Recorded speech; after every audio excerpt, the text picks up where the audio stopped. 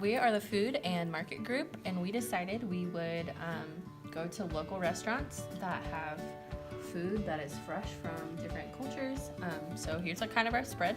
I had Thai food, so if everybody wants to take their cleared vegetable thing, this is called a fresh spring roll.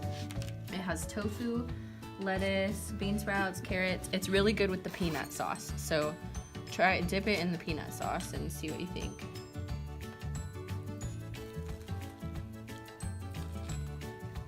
Pretty good. That's amazing. The outside is a rice paper, so it's made out of rice, kind of like rice noodles. So some people think like you have to take it off to eat it because we don't really have that kind of stuff here in America, but I really love them. And then our Thai iced tea, it's like my favorite thing on the whole planet. Did everybody try it? Yes. You're welcome.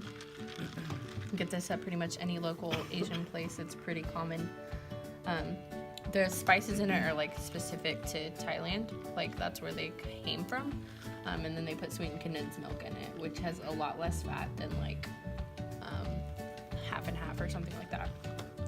And then the pad thai is like literally my favorite food in the whole world. And Charm honestly has like the best ever. So this is gonna have rice noodles, green onion, bean sprout, egg, tofu, which you can get any meat, but I'm vegetarian. And then, excuse me, there's cilantro sometimes in it. I don't think this one does. And then there's peanuts on the side. So you can, usually when you like take a bite with your fork, you just dip it in the peanuts and get a little bit of crunch. So I chose the country of Guatemala because there's a local place downtown on Classen that's called Cafe Cacao. So I did some research on Guatemala, and one of their main staples is tortilla. So they get anything and they just grab a tortilla and they put it on there. So I went ahead and got just a dish. It's basically like a Qdoba, like, I don't even know, burrito bowl, but then you can just pick it up with the tortillas and put it on there. So this has got rice, which is one of their main staples, frijoles, black beans, which is one of their staples as well, and then it's got a green chili sauce and some tomatoes kind of mixed in. And yeah, you basically just eat it like a taco like you would anywhere else. And then I also got a jamaica, which is hibiscus tea.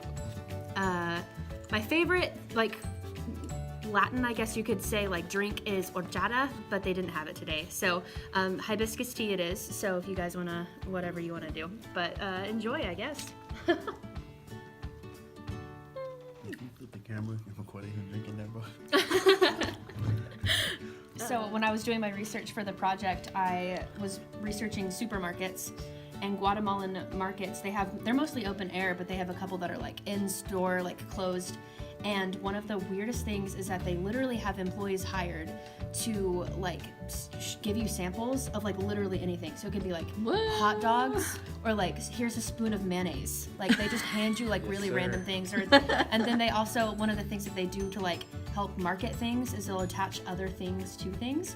So it'll be like a thing of silverware and some staples. Like why you would ever need both of those things at the same time, or like a pineapple and like toilet paper, like just because they want you to buy one and so they can get you to like buy the other. I have no idea, but that was such a, like they literally hire people to hand you random things. So that was a weird little thing about Guatemala and their markets. Okay, so the country I was assigned was Vietnam, and one of their main staples was pho.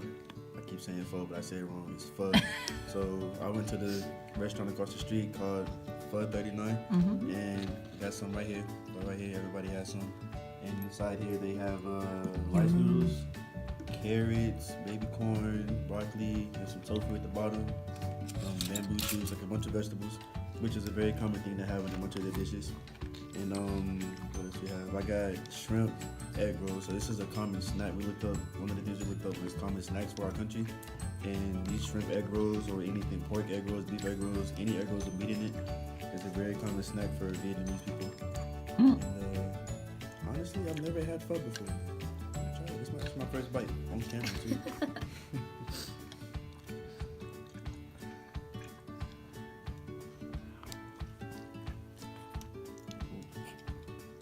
It's actually not that bad. Not that bad. What's in here? Okay, those are toppings that you put on there. So there's some lime in there. There's soy sauce. If you say it's a spicy sauce right here, right? Mm-hmm. What else? Basil. Cheese sprouts, basil.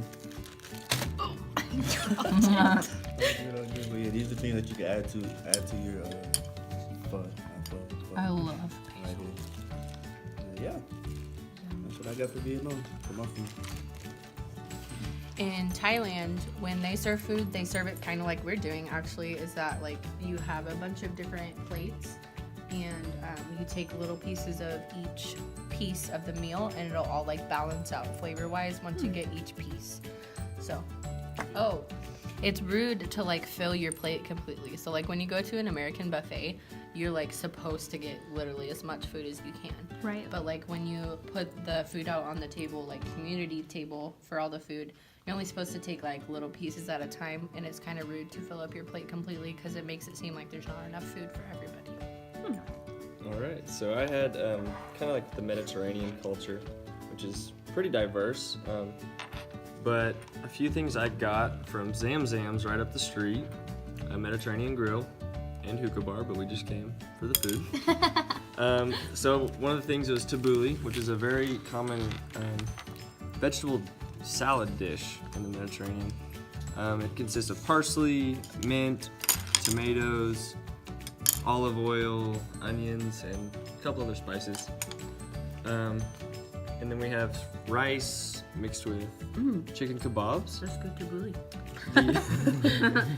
The Mediterranean, they're not nearly as big of meat eaters as Western countries are, but when they do cook it, they often grill it. There's a lot of spices involved, and it's great in kebab form. And so another thing that's pretty big is pita bread and hummus, which hummus is made from a combination of a paste made from chickpeas, tahini, and a few other things. I mean, it varies in spices and things added to it, but it's delicious. So that is our Mediterranean spread. Okay, fun fact about Vietnamese food in markets is in the supermarket. So first of all,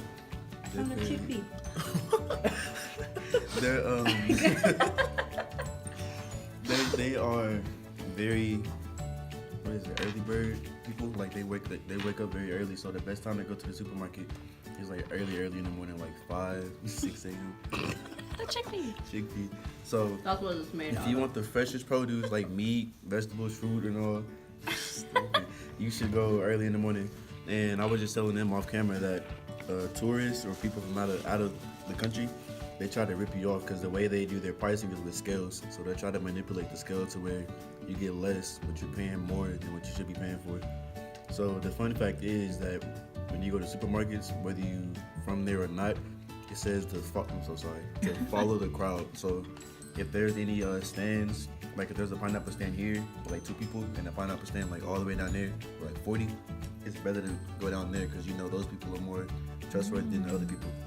But yeah, that's my fun fact. So in Thai culture, throwing away leftovers is kind of super frowned upon because it's like a traditional thing to where like if you threw it away, it offended the goddess of rice. So like some of them still believe in that same goddess, but not all of them do. It's kind of more just a cultural thing now. Like you have to eat what's on the table. So it makes sure that you portion control a lot better than some cultures because they only cook what they know they can eat. Okay, so in the Mediterranean, one of the most predominant used ingredients in their food is olive oil. And one of the reasons is because the just kind of mild and sunny environment allows for the growth of olive trees. And Like in the Bible. yeah, and olive is actually, olive oil, it's actually one of their biggest exports around the Mediterranean area. And also because of their climate and rocky terrain, they don't have as, much available space for big herds of cattle and animals, so meat is not as popular over there. Except for lamb, Except for the lamb. Lamb is very popular. because they are small. So my favorite thing was the tabbouleh from the Mediterranean.